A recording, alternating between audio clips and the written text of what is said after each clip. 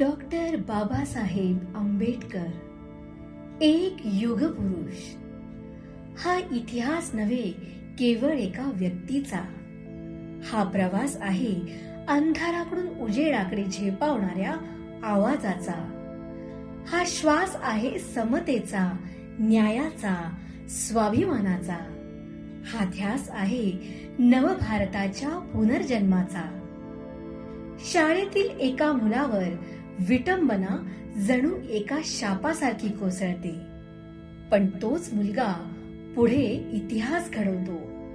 हो, डॉक्टर भीमराव रामजी आंबेडकर. एक चेहरा ज्याच्या कर्तृत्वावर संपूर्ण भारताला अभिमान वाटतो.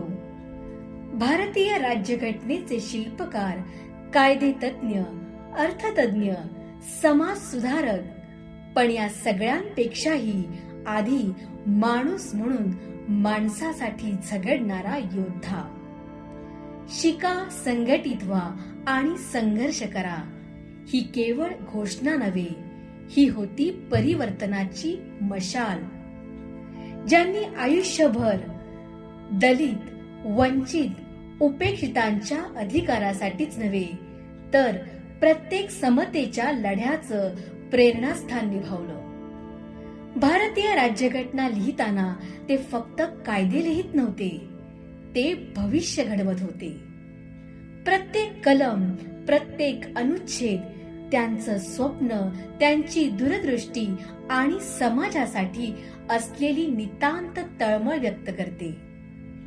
तुम्ही आम्हाला कितीही मागे ठेवण्याचा प्रयत्न केला, पण आम्ही शिक्षणाच्या ज्योतीने आपला मार्ग स्वतः निर्माण केला. आम्ही लढलो ताठ मानेनं पण शांततेनं. बाबासाहेबांचं जीवन हे ग्रंथ नाही, ते आहे एक जिवंत प्रेरणा जी प्रत्येकाच्या मनात ठिणगी पेटवत राहते.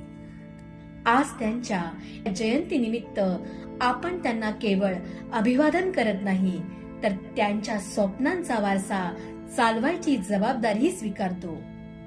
बाबासाहेब कुठे गेले नाहीत, ते प्रत्येक संविधानाच्या ओळीमध्ये आहेत. ते प्रत्येक समतेच्या लढाईत आहेत. ते आपल्यात आहेत, आपल्या सोबत आहेत.